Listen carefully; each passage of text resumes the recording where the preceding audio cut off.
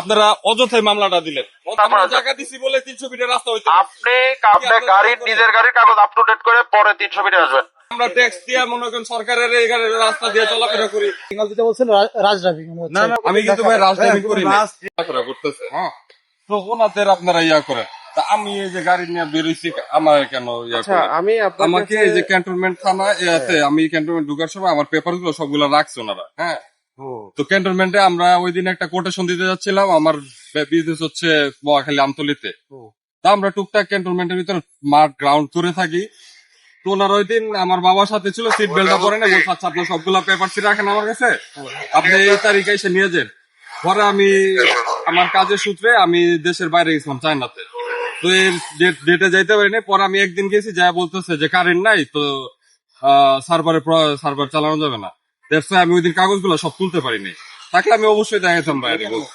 আচ্ছা, আপনি তো পড়াশোনা জানেন, জি জি, শিক্ষিত মানুষ। না, আমি আপনাকে ওনারা একটা উল্লেখ করছে, বাট ওনারা আমার আমি বলবো আপনার বলা যতটা শেষ হবে আপনি বলুন। জি জি, বলেন, সমস্যা মানে বলা শেষ হচ্ছে। জি জি, এই পেপারসে লেখা আছে এই যে শুধুমাত্র টিক চিহ্ন দেওয়া একটা জায়গায় ফিটনেস সনদপত্র আর Right, বাকিগুলো কাটা।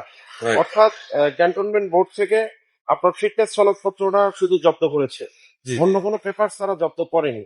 যদি জব্দ করতো তাহলে সেটা টিক চিহ্ন দিয়ে না, আমি বলি উনি আমার ড্রাইভিং লাইসেন্সটা নিয়েছে। হ্যাঁ, ড্রাইভিং লাইসেন্সটা ছিল আমার ওয়ালেটের ভিতরে, আমি বের করে দিয়েছি।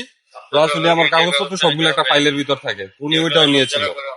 তো বলছে যে আপনি এগুলো সবগুলো জমা দিয়ে যান, আমি আপনাকে দিচ্ছি, আপনি 5 তারিখে এসে এখান থেকে নিয়ে যাবেন। যখন এটা বুঝে নিলেন তখন আপনাকে দেখে বুঝে নিতে হবে। আপনি শিক্ষিত মানুষ, বলেছেন যে আপনি শিক্ষিত, আমি বুঝে নিতে হবে আমি যে এখানে আপনাকে নিয়েছে শুধু ফিটনেস, টিক চিহ্ন দেওয়া শুধু ফিটনেস, বাদ বাকিগুলো কাটা।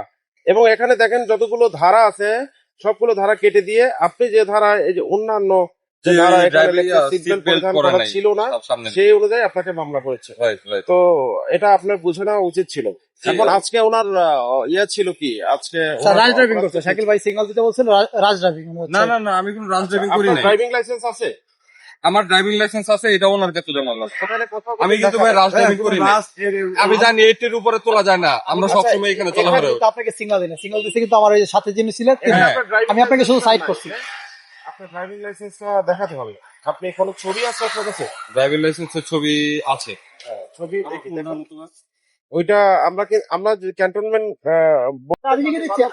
দেখে দিব রে ভাই। এই কাগজটা দিবেন না? না, এটা থাকবে, এটা মামলা ভাঙাইলে পরে আমাদের কাজে দায়িত্ব ওনারা পালন করতেছে, এটাই কিছু। আপনাকে একটা দেওয়া হয়েছে, আপনাকে সর্বনিম্ন যেটা সেটা দেওয়া হয়েছে। থ্যাংক ইউ ভাই, মামলা দেওয়ার জন্য ধন্যবাদ। আপনারা অযথাই মামলাটা দিলেন, অযথাই। আমরা ট্যাক্স দিয়ে মনে করেন সরকারের এই রাস্তা দিয়ে চলাফেরা করি, আর এখানে গাড়ির কাগজ আপ টু ডেট করে তারপরে 300 ফিটে অটো রিক্সা গুলো আপনি গাড়ির নিজের গাড়ির কাগজ আপ টু ডেট করে পরে 300 ফিটে আসবেন। আমি আপনার চেহারা চিনে রাখলাম। চিনে রাখেন, আপনি সমস্যা হ্যাঁ, নেই। আমি আপনার এরপরে কাগজ আপ টু ডেট করে তারপরে আমরা জায়গা দিছি বলে 300 ফিটের রাস্তা হইতে আপনি কাগজ আপ টু ডেট করে তারপরে চলে আসবেন। 300 জায়গার উপরে 300 ফিট রাস্তা হইতে।